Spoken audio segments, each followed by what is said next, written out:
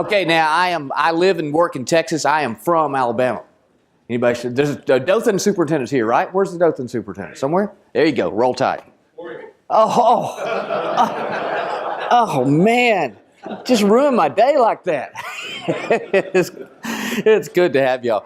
Okay, I'm going to try my best to do a couple things this morning. I want to make you laugh. I want to make you cry. I want to shock the hell out of you, which I will do. And I want to leave you feeling good, hopefully, by the end. And all that in 1 hour, Don. How about that? Good deal. I want to talk to you about data and tied with communications and some of the things that we face in our business these days. I'm going to talk about what the data shows and communications around the issue of teacher-student inappropriate relationships. I've got some interesting stuff there.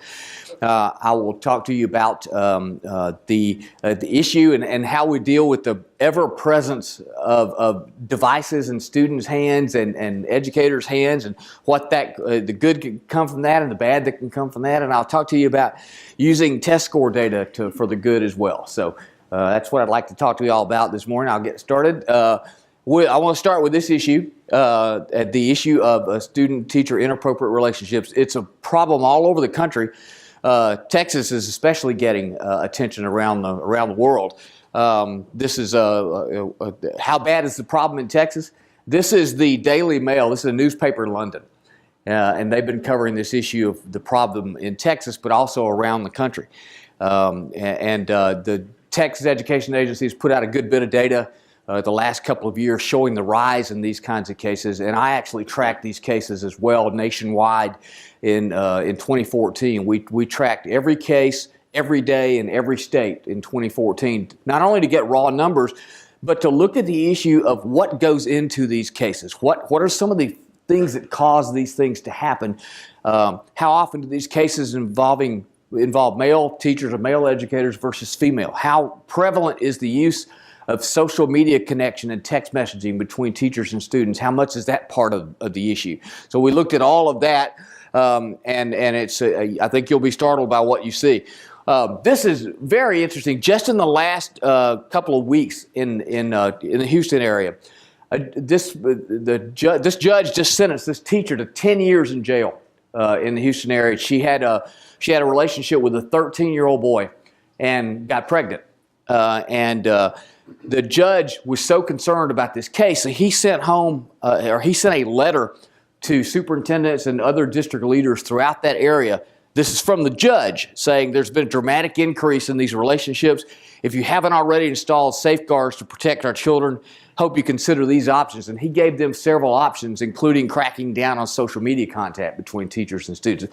Now, a judge takes upon himself to do that. We've got an issue, seriously. And as we know in Texas and in other states across the country right now, legislatures are considering legislation on this very subject. They've seen the numbers, they've seen the issue, and they don't want to wait anymore. They are going after it with everything that they've got. And this is that case in Houston I was telling you about, or the Houston area.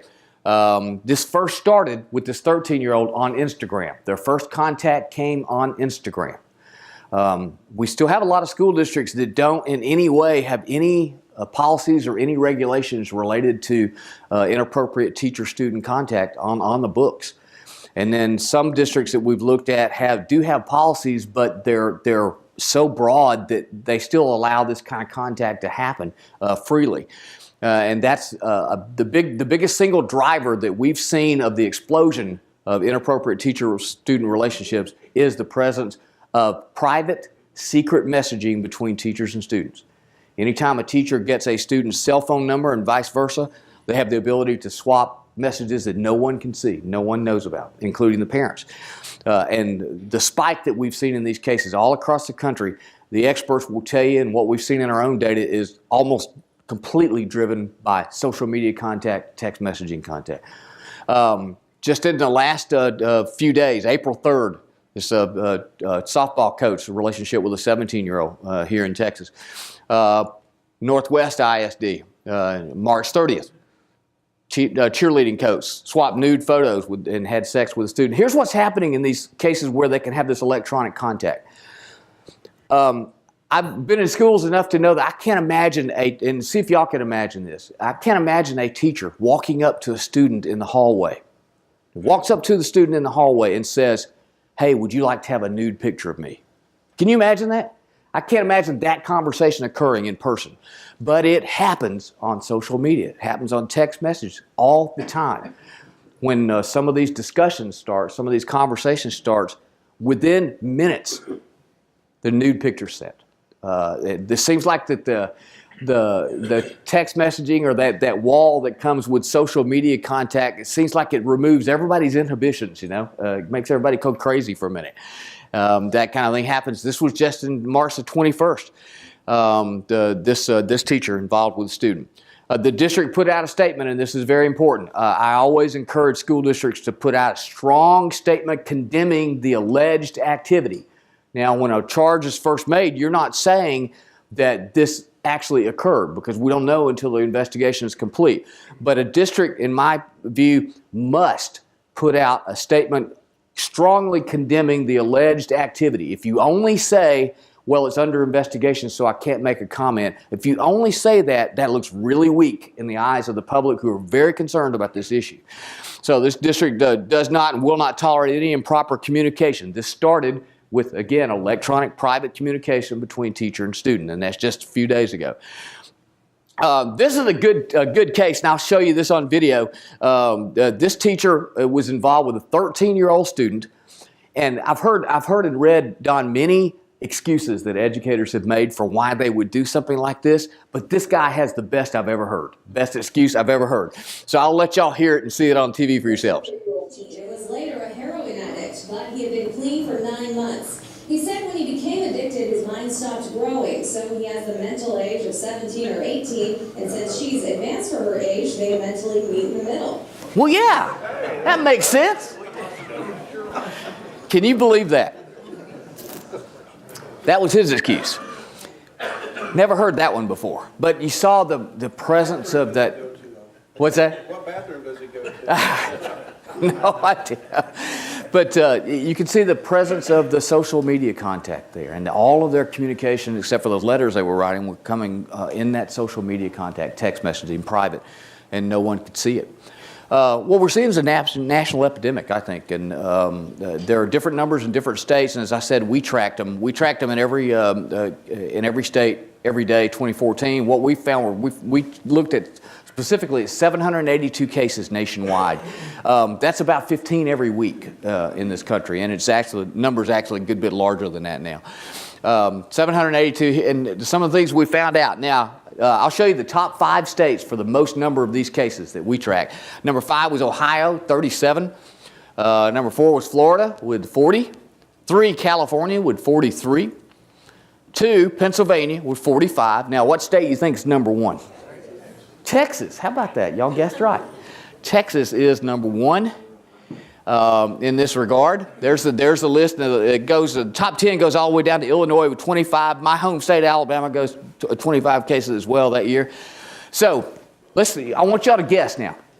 Let's see if you can give me a good estimate. Florida with 40, California with 43, Pennsylvania with 45. So what do you think Texas has got? 200 is a lot, right? But the second highest had 45, right? I mean, it couldn't be that much. Well, y'all overestimated a little bit for me. I had 116, but that's twice as many as the next closest state. So that tells us in Texas that we've got a particular problem with it. Now, I told you we looked in depth at these cases, not just the numbers. We can get numbers now, good numbers from the Texas Education Agency, but what you can't get is this kind of information. This is some data I want to share with you. All right. We discovered in our review, the close review of these cases, a number of things, such as the average age of a school district employee who gets involved in one of these relationships. All right, now I want to ask y'all, here's what I want you to do. Each table, I want you quickly, within 30 seconds, talk among yourselves and decide which of these ages, can y'all all see them? 22, 25, 28, 32, 37, 42. Which of these ages do you think is the most likely age for a school district employee involved in one of these cases?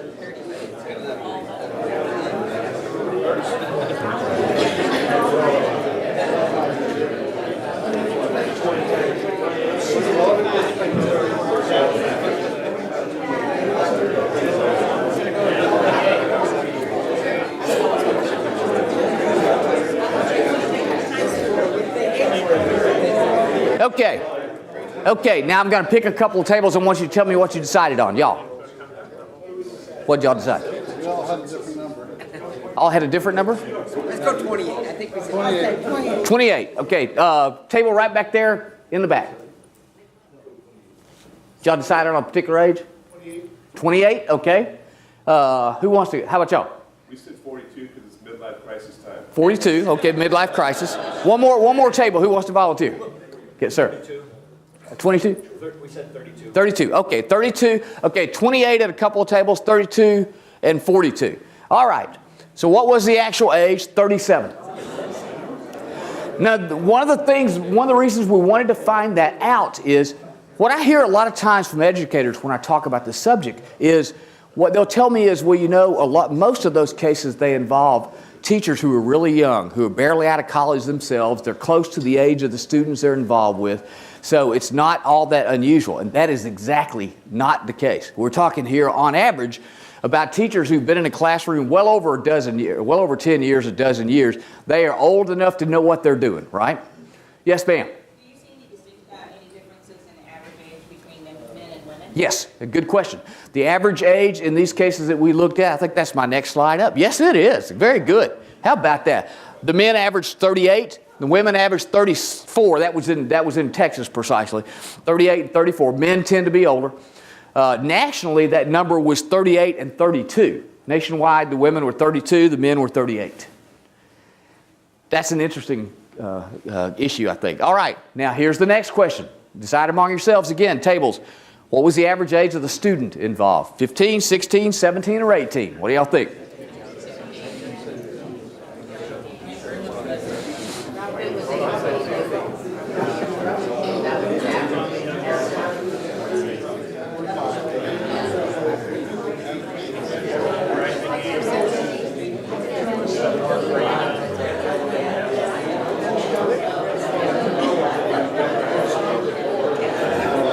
Okay, let's get some guesses here. I'm going to go to the man's table right here. Don, what do y'all think?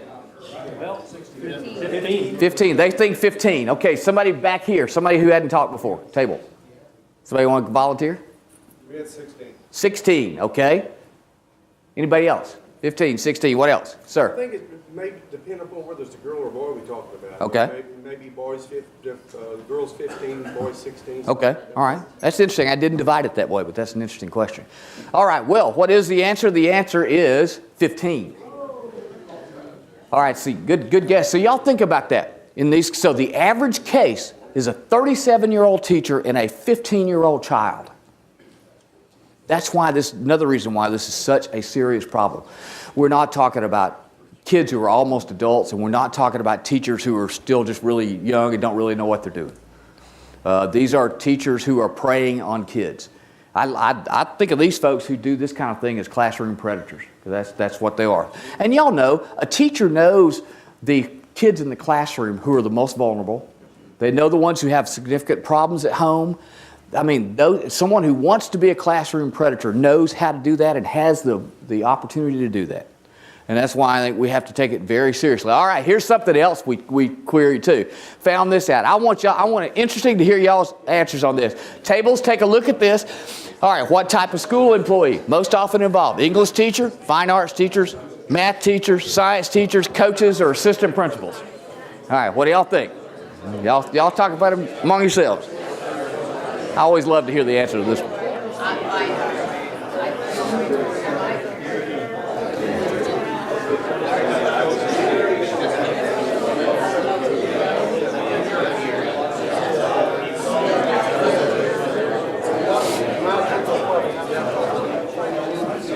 Okay, y'all. Somebody want to give me an answer? What do you think?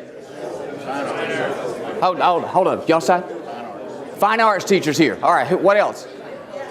Anybody thought? Yes, ma'am. I'm sorry? English teachers? Fine arts teachers, English teachers? Okay, what else? Coaches, okay. A couple of places, coaches. All right, good. See, I think that's a really interesting question because I always what I always see is that on this subject, educators know a lot more maybe than we think that they know about these issues. What is the number one group? Far and away, coaches. By far, coaches. We looked at a set period of time, August the 1st to October the 1st, 2015. Nationwide, there were 253 cases. School employees were accused and convicted in these kinds of cases from that period of time. Of the 253, 76 were coaches. 76 were coaches. We have a real big problem with coaches crossing that barrier with kids. So, but the thing is that we know that. I heard a couple of tables said coaches. Somebody else said fine arts teachers were second in the group. So we know that, right? I mean, it didn't really take a survey to determine that. We kind of know that. So, let me ask y'all this. If we know which groups of teachers are most likely to go into relationships like this with kids, then where should we aim our professional development efforts at this? Directly at those groups of teachers, right? If I know the legislature, like it is now in Texas and other places, is coming after stronger laws to deal with this, and I know I want to get out front of that, I'm going to start doing intensive professional development with my teachers, and I'm going to start with my coaches. Yes, sir. I'm not a superintendent, but if Yes, I sir. were, I'd be asking you for your PowerPoint after this is over. Yeah, I'll share that with you. Yeah, I will. It's just stunning when you look at it. The coach has been right here in Texas. This coach was a state championship winning coach in 2011 in Paducah, and he was the principal. He was a principal and a coach, and he got convicted in this case in a relationship. As I said, the biggest factor in this is the social media contact, text messaging contact with kids. Look at here's a Facebook conversation that a Broward County, Florida teacher had with a student. So this is the kind of thing that they'll do on Facebook when you think they wouldn't do something like this ever in writing. This teacher said, "I don't want you to fall in love with me, but I also don't want you to hit it and quit it either." Now I had to look up "hit it and quit it." I didn't know what that meant. For some reason I had baseball in my mind. And I was wrong. I mean, I was really wrong when I started. This teacher told the student, "Your body is amazing." Told the student, "I have marijuana for us to smoke." This is a common thing in these cases. Teachers offer kids marijuana and alcohol in these relationships. And finally, "You will be graded on performance." How bold is that? Oh, that was with a 14-year-old student. All right, teacher was involved with. This teacher, she'd send sexy text messages to the boy, sometimes from her school account, including topless photo. Finally, look what the kid had to do. Finally, the kid says in a text message, "I'm not interested in you. End of story. I'm 16. The kid had to push her away. Isn't that something? Brandon, husband and wife. Oh, this is in Mississippi. Coaches, two coaches. At the center of an investigation in the sexual assault of a minor. Both are teachers and softball coaches at Richland High School. Prosecutors believe the couple have had an inappropriate relationship with this child who was a player on their team. Yeah, today Michael and Blair Porter were served with indictments, each one charged with one count of sexual battery. Now, married coaches. Investigators say they started looking into this case after the parent of the victim gave police her daughter's phone. The Porters waived their arraignment and bonded out of jail just before noon. They, along with their attorney, refused to answer any of our questions about the charges they now face. The indictment states it was oral sex with a minor. Two married coaches, and in the press box on campus. A lot of these occasions, a lot of these incidents, they actually happen on campus. Actually on the campus. Sometimes, often when they happen in a classroom, it's often in a storage closet in the classroom or in a bathroom if they happen to have one in that area. Or it's just a regular classroom with something put over the window of the door so no one can see in. Lights are off and they're in there by themselves. And that's where a lot of them happen. Okay, now I want to ask y'all this question too. We looked into this as well. So social media, big prevalent factor in all this. Who is more likely, do you think, to use social media text messaging to lure a student into a sexual relationship? Men or women? This group says women over here. What do y'all, anybody else think something? Who thinks? Why do you think women? They're more social. More social? All right. I think it's also, it's is less aggressive. Uh-huh. It's much more passive, and women tend to be in these kind of situations. That's an interesting point. Does anybody think men? I think men. Okay. Why do you think men? As an administrator, the only 3 incidents that I had were involved men. Okay. A basketball coach, an athletic director, and Okay. fine arts. Interesting. Yep, there you go. Yep. Coaches and fine arts all the time. All right, so let's see what our research showed. Among men, 38% of men involved in these cases, 38% of the male school employees use social media to lure the kids into a relationship. Among the women, 54% of the women used it. Women more often, more prevalent to do this. And it wasn't by a small majority, it was by a lot. So I think it's some of what y'all were saying. I don't know exactly what to make of that, except that, yes, ma'am. And sexual assault statistics say that women are more likely to abuse children than other peer groups. Right. Very interesting, I thought. So I learned a lot from doing that because I wouldn't have necessarily guessed that to be the case. As I mentioned, school districts are finding out that their policies are too weak in some cases. Up in the Plum School District in Pennsylvania, they had 3 teachers in 6 months who got charged with sexually assaulting students. Finally, the board said we're in a crisis situation. Social media was the connecting point, and they didn't have anything on their books that regulated in any way how teachers and students can be in contact with each other. Well, districts all over the country, let me flop that back there right quick. So that's social media was the connecting point, is what it said. Across the country now, states, jurisdictions are acting on this. The New Jersey School Boards Association put out a sample board policy and told districts that they must do this. They should do this. That teachers should not friend students on social media without written approval of their principals. Electronic communication with teachers and students should be restricted to school computers and telephones. The reason, of course, is so that there is a trail of what happened. I think it's a big mistake, frankly, for a teacher to get a student's cell phone number, and certainly for a student to have a teacher's cell phone number. That is just asking for it. Can't think of any reason why there would need to be that kind of private conversation between a teacher and a student. If for some reason a district wants to have teachers and students be able to have that kind of electronic communication, fine. Just have a rule on your books that says that any text message to a student has to be copied to a principal or has to be copied to a parent. It's not so much the connection, it is the secrecy that is the problem. And if you take the secrecy away, then you take away the problem in large respect. So a lot of districts are looking at this in all kinds of different ways. In Colorado, they banned personal social media contact. Can't email, text message, or instant message students at all. In Ohio, they're banned from friending students on Facebook. This is a good idea because with Facebook, if you friend someone, then you can have a private electronic communication with them, conversation. And a lot of this stuff does happen right through Facebook. That was in Oklahoma. Could not communicate through electronic devices unless it's done through the school system. That's a smart thing to do.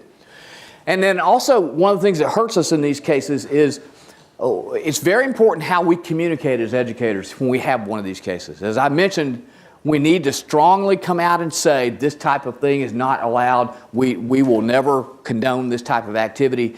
If this allegation is true, we're going to work with law enforcement to work to support the highest level of justice that can be brought to this person. The strongest punishment. But that's the kind of thing we need to say. When a community hears one of its school leaders say something that appears soft about this issue or almost condoning these types of activities, it enrages parents, and very well should. I'll show you one from my home state of Alabama, from the Dothan area, actually before the superintendent got there, came into work in this one. But this one is one that got a lot of attention. This gentleman was a teacher. You can see he wore his best for his mugshot that day. He was all set. Let me tell you what he did. He was caught, a mom came home one night and caught this teacher in bed with her 16-year-old daughter. He was naked. When he saw the mom come in, he jumped up and ran out of the house naked. He ran through the neighborhood naked.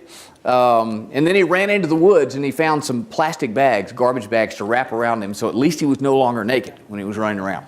All right, so when they went to the school district for an official comment, the superintendent there at that time said this. Here was his official comment. He's been a teacher longer than I've been superintendent. I've not received any complaints on him in the 8 years I've been here. See, that can't be your comment in a case like that. Wow, boy, he's been here longer than me. I never heard any complaints. No, that's not what the public wants to hear. The public wants to hear strong condemnation coming from you on this alleged activity.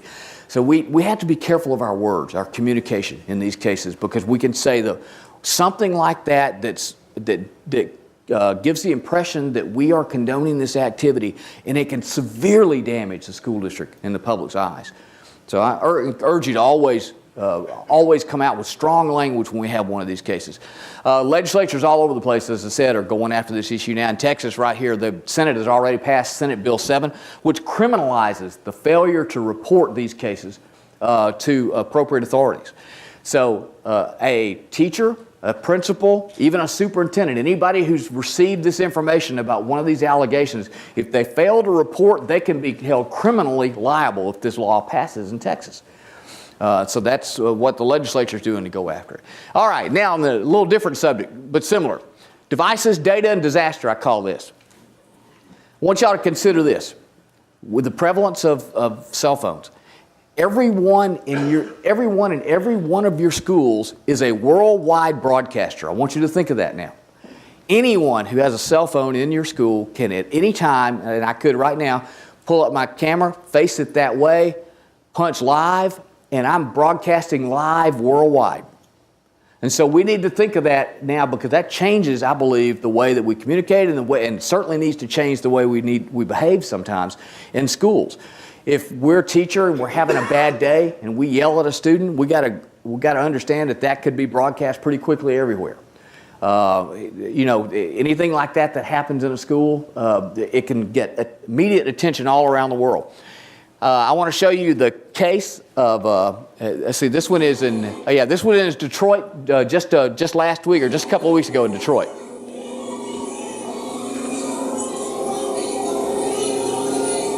In this cell phone video captured by a student in a first grade classroom at Detroit's Thurgood Marshall Elementary, you can clearly see a teacher's assistant getting physical with a student.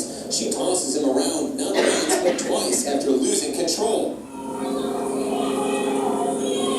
I was just like instantly shocked and outraged. She throws the little boy on the floor, hovers over him, giving him the middle finger, but now you mad because he not getting up, so you gonna help him up and, you know what I'm saying, just like toss him like a piece of trash.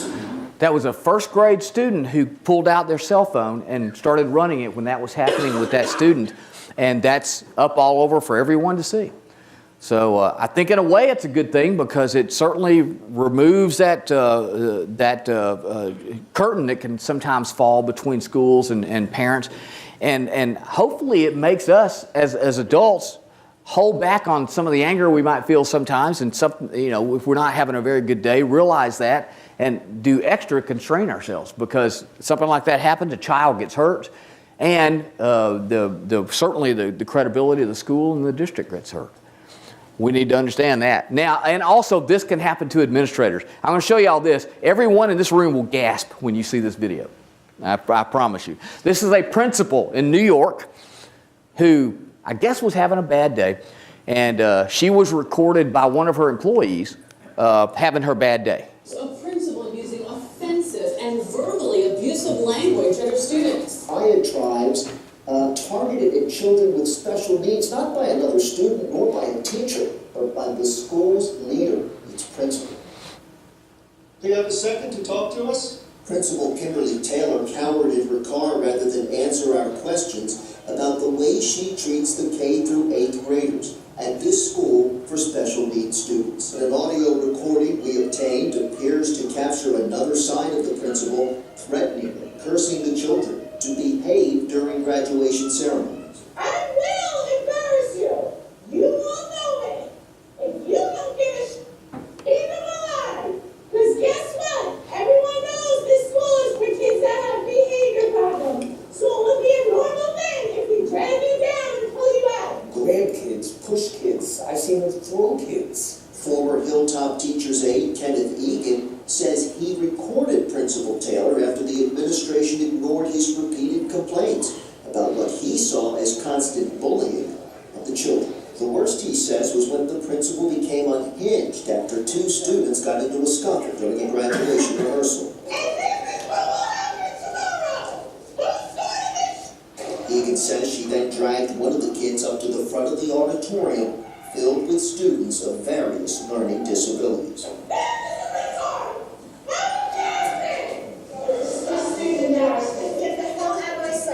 On another recording, Principal Taylor rips into a student for failing to give his seat to a teacher. Get your stuff! Be there! God save you animals, some of you! We have audio of you cursing and screaming at some of the children. When we caught up with the principal, she had nothing to say. Principal Taylor, can you talk to us about this? Do you often scream and yell at the children? Excuse me, you cannot be here. Meanwhile, Kenneth Egan's attorney says they're suing to get his client's job back and to get Principal Taylor out. Yeah, so always be aware that tape's rolling, video's rolling. Can you believe that? Oh, here's the interesting thing. That woman, that principal, is still on the job. It's in New York. And Don, is it somewhat difficult sometimes to remove an educator in New York? I don't know about New York. In Texas, we handle things. Yes, you do. Yes, you do.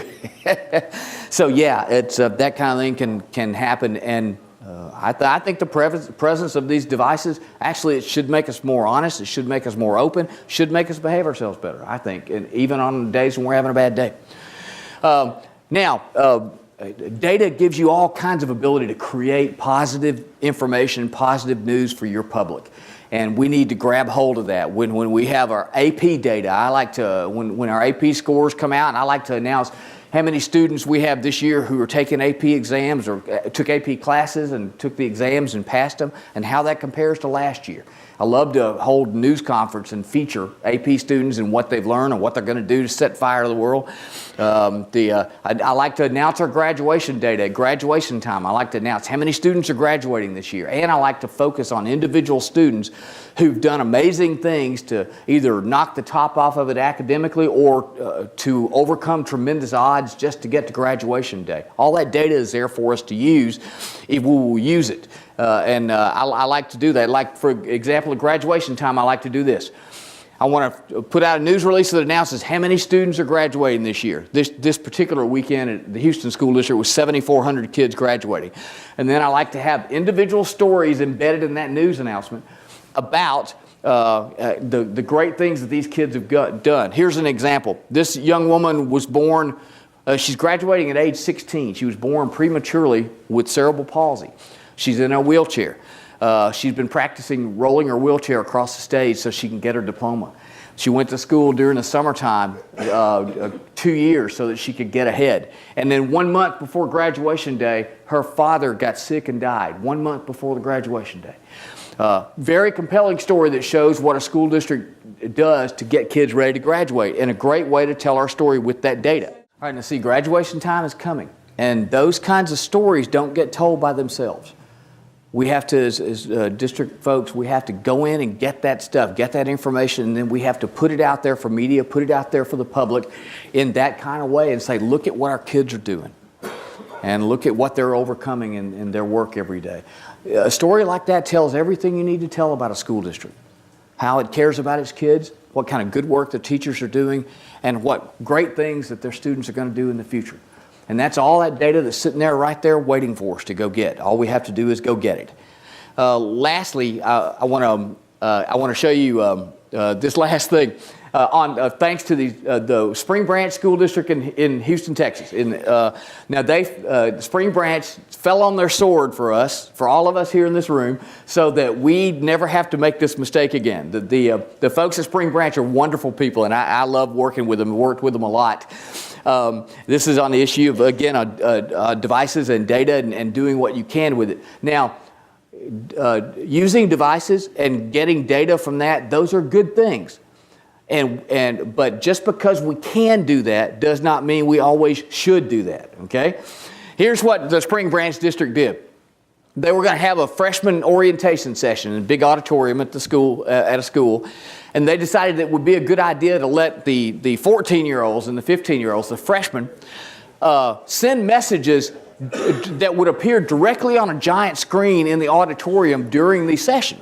And now this would be a way to show off the use of technology, and it would be a way to show off how the district can get that kind of data. And of course the kids could do this anonymously. So the Spring Branch folks, they were thinking the right thing. They wanted to be able to do something the kids would enjoy and show the use of data and technology, but it didn't exactly come out like that. And so I'll show you the video, and thank again the Spring Branch folks for paving the way for us on this. There was probably a well-intentioned way to get high school students to take part in a freshman class seminar, but it backfired, and we mean to the extreme. Students began posting lewd and inappropriate messages on a screen during that seminar directly from their cell phones. Eyewitness News reporter Pusha is live to explain just how it went so wrong. The problem here is that the administrators here at Memorial High School, they didn't think this all the way through either. I mean, they didn't grow up with this even being a possibility. But when you talk to students here, they say they thought this was a terrible idea as soon as they heard about it. Miley Cyrus for president. Sexy boots. Hitler was a good guy. Vaping saved my life. And perhaps look at the last one. Of the short list of messages we can actually put on TV. Someone should get fired for these messages. Along with dozens of racially and sexually offensive ones beaming down from theater-sized screens to an assembly of 14-year-olds. It's just like a bunch of kids and they're trying to get like attention, and it's just like the crazier stuff they can put out there, the better. I mean, I guess they don't understand like the consequences of this. There's kind of a generation gap type thing. Yeah, there is. On the big screen. It was supposed to be a fun way for students, faculty, and administrators to get to know each other. I don't know if I'm going to say naive, but they expect the best from their students. Now the principal is apologizing, quote, "This was a teachable moment for all of us. We saw the best of our students, and when some of them let us down, we responded. As I told freshman parents when we emailed to them that day, raising up this next generation of young people, especially in the age of social media, is a daunting task. But together we can make a difference." And they had an opportunity to type a bunch of ridiculous things that were going to go up on the screen, and they took it. They're in the 9th grade. What else were they going to do? Okay, so I'll just say to you, my final recommendation, don't do that. But God bless the Spring Branch folks. They handled it the right way, and it was just one of those, like the principal said, certainly a learning experience there for everybody. So they're good and bad about devices and about data, and we just have to use our common sense sometimes as to the best ways and best times to use it. That's what I've got for you. Thank you so much for letting me come out, Don, and do this for you guys, and I appreciate it very much. Hope it helps. There,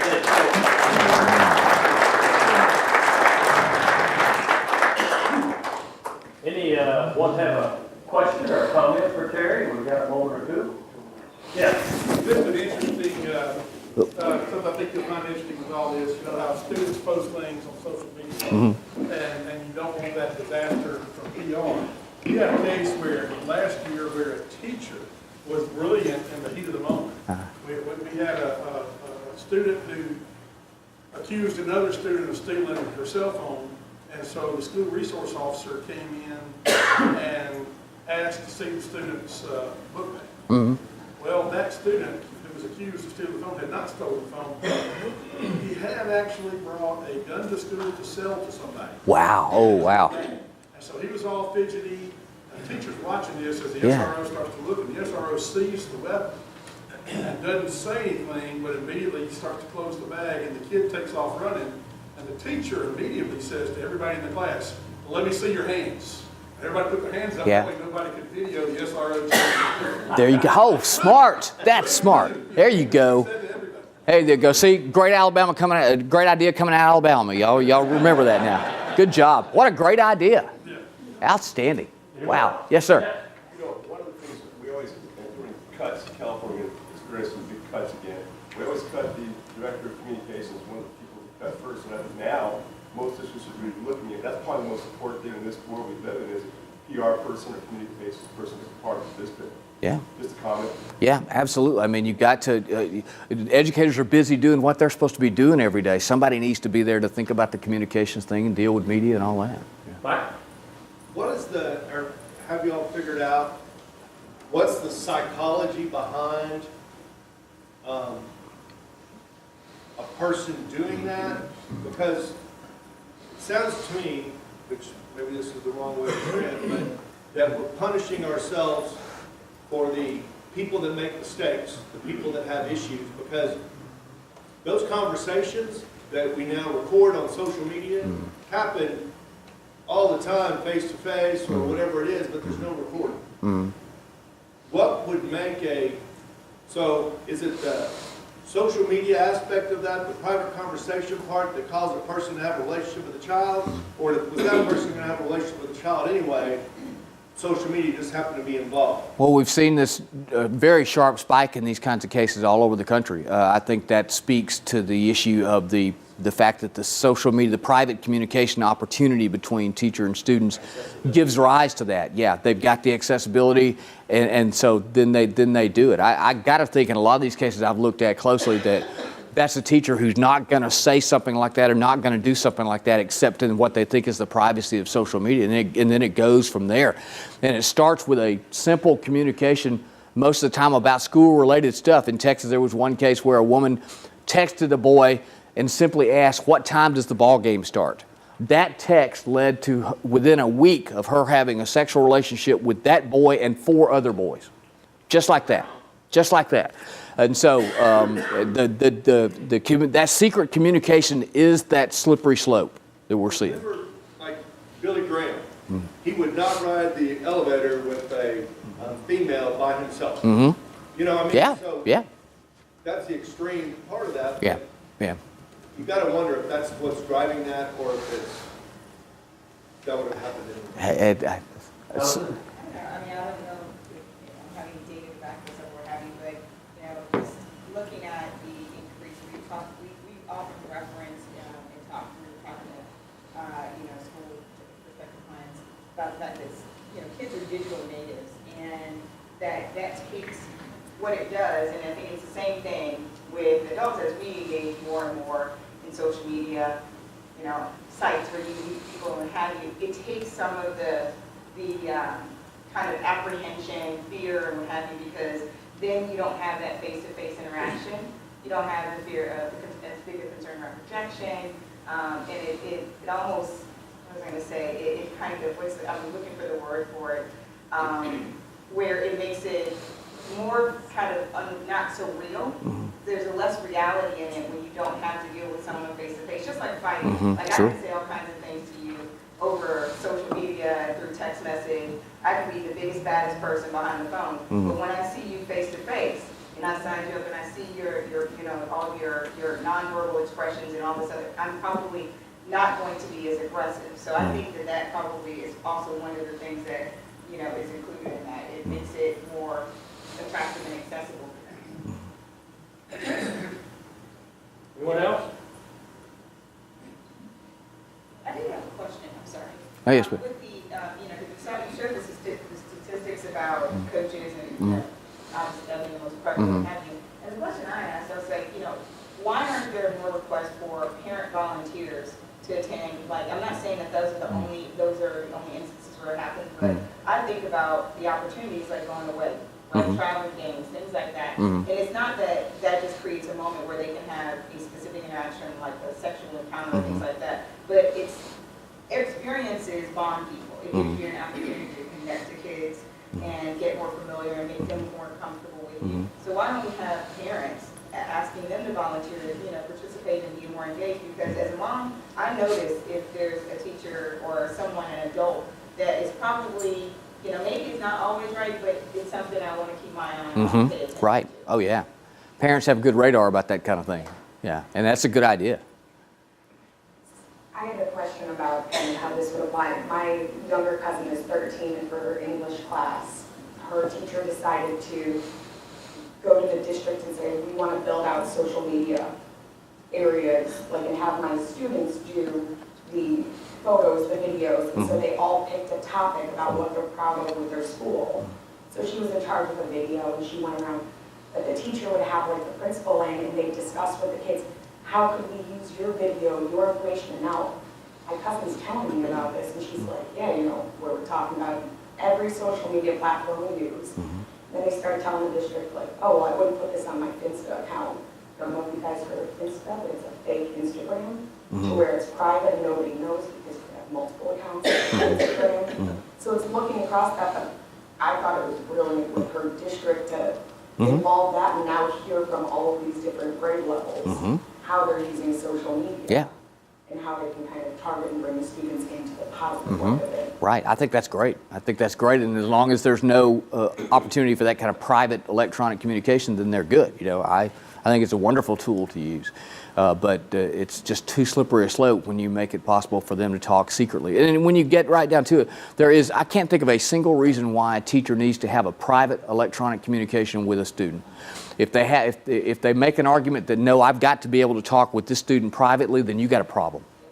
That's what I think of it. Thank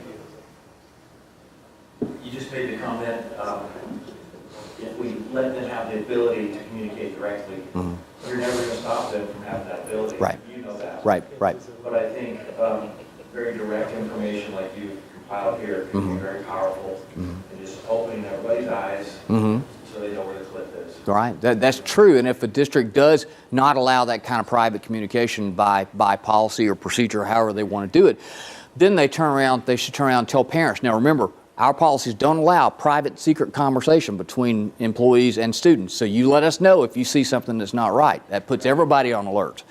And parents are a lot of times good about watching cell phones, taking a look, you know. So, yes, sir. Well, you've done such a good job putting this together. This kind of wakes everyone up. You know, they might think you're a little over the top, but you know, he's just so worried about them communicating. All right. Because I'm sure there's probably a lot of innocent. You know, it starts off that. Starts innocent, yeah. Probably most people would keep it innocent. Yep. But if they see this, you know, that's going to scare them into attention. Yeah. There's just no reason for that kind of thing to happen. If copying a principal on a message or copying a parent on a message is all it takes, then let's do it. You know. Yeah, that seems pretty simple. Yes, sir.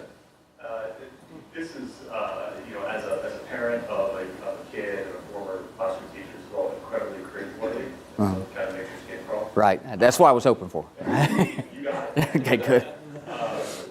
But what feels really frightening to me is if all of these circumstances place administrators in the community in a reactive mode. And I'm curious from your district and the others in the room, how do you deal with this proactively so you're not having to always be behind the ball? Absolutely. I think it's incumbent upon the leadership of school districts to talk to parents regularly about this issue at the start of every school year, certainly. Urging parents to be part of the protection network, part of the effort to keep kids safe. Urging them to make sure they keep an eye on kids' cell phones and let us know if anything is inappropriate. Meet regularly and often with the teachers. Go over these rules again. And another thing to do is target certain times of the year to remind folks about this. I tell you, 2 dangerous times of the year for students in these kind of cases is winter break, Christmas time, and summertime. That 2 weeks that kids get off typically during winter break, during Christmas, these cases will spike during those periods of time because kids are home all alone sometimes because parents are at work, or in summertime when kids are at home alone sometimes and work. Those kids are vulnerable during that time, and someone who would be a classroom predator knows that. And they'll go after it. So I like to do special announcements, special events targeting that issue right before summer and right before winter break.